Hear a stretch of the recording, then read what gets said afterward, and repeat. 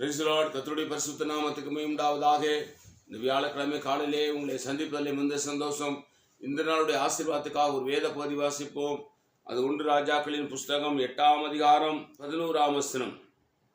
மேகத்து நிமித்தம் ஆசாரியர்கள் ஊழியம் செய்வதற்கு நிற்கக்கூடாமல் போயிற்று. கர்த்தருடைய மகிமை கர்த்தருடைய ஆலயத்தை நிரப்பிற்று. சாலமோன் கர்த்தருடைய ஆலயத்தை கட்டி அதை பிரதிஷ்டை பண்ணி கர்த்தருடைய உடன்படிக்கை பெட்டி கொண்டு வந்து ஆலயத்தை பிரதிஷ்டை செய்து முடித்த பிறகு அங்கே ஒருவரும் நிற்க முடியாத அளவிற்கு தேவ மகிமை இறங்கி வந்ததா.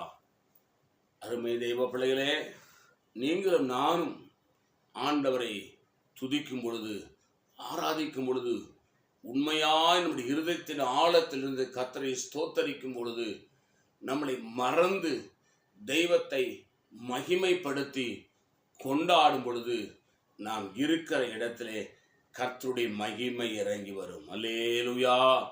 அந்த மகிமை உங்களை மட்டுமல்ல, எல்லாரையும் ஆசீர்வதிக்கும்.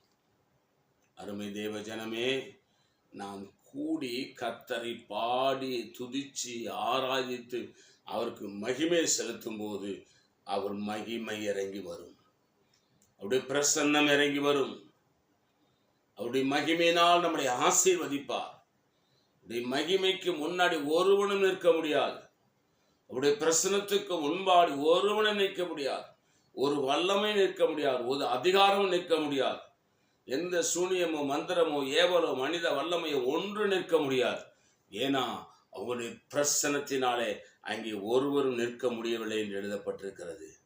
இந்த காலை வேளையிலே நீங்கள் கர்த்தரை பாடி துதியுங்கள், ஆராதிங்கள். உங்கள் வீடு தேவ பிரசனம் நிரம்பப்படட்டும். உங்களுடைய வேலை ஸ்தலம் தேவ பிரசனம் நிரம்பப்படட்டும். உங்களுடைய ஆலயம் தேவ பிரசனம் நிரம்பப்படட்டும். நீங்கள் ஆசீர்வாதமாக இருப்பீர்கள். நான் உங்களுக்காக ஜெபிக்கிறேன்.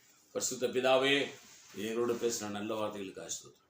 இந்த வார்த்தையின்படி ஆசீர்வாதம் இயேசு நாமத்தில் வேண்டிக் கொள்கிறோம் பிதாவே. ஆமேன். God bless. கர்த்தர் உங்களை ஆசீர்வதிப்பாராக.